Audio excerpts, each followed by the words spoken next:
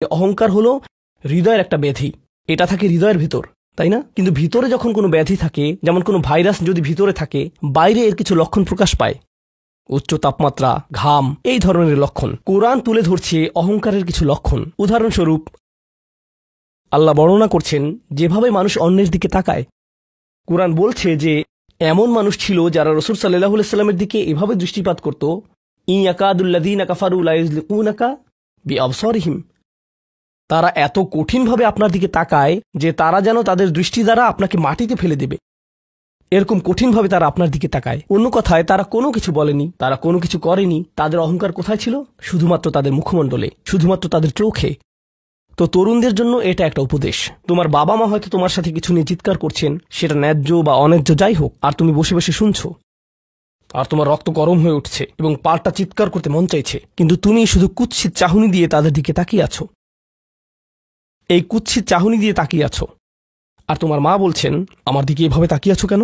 আমি তো কোনো কথা বলিনি। তুমি কিছু বলনি, এটা পুরস্কার পাওয়ার মতো কিছু না।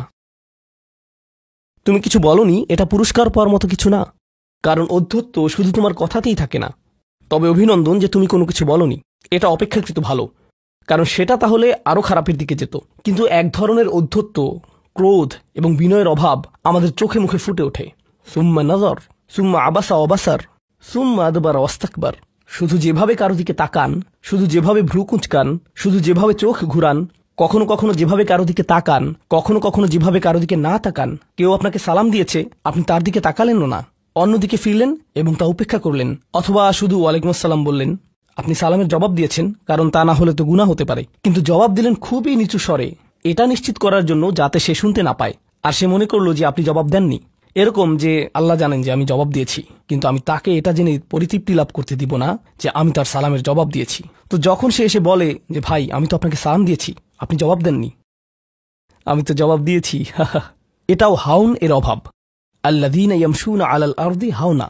মানুষের প্রতি বিনয়, শিশুদের প্রতি করুণা, বয়স্কদের প্রতি করুণা, এমন মানুষদের প্রতি করুণা যারা এর যোগ্য না। আর প্রসঙ্গক্রমে এর অর্থ এটা না যে আপনাকে অপমান করার সুযোগ আপনি মানুষকে করে দিবেন।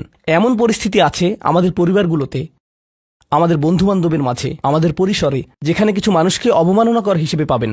এমনটা ঘটে। আপনার পরিবারে এমন মানুষ রয়েছে, কখনো কখনো আপনার পিতামাতাও এরকম হতে পারেন। এটা খুবই কষ্টদায়ক বিষয়, এটা খুবই অন্যায্য বিষয়, আর আপনাকে এগুলো সবসময় শুনতে হয়, বারবার শুনতে হয়।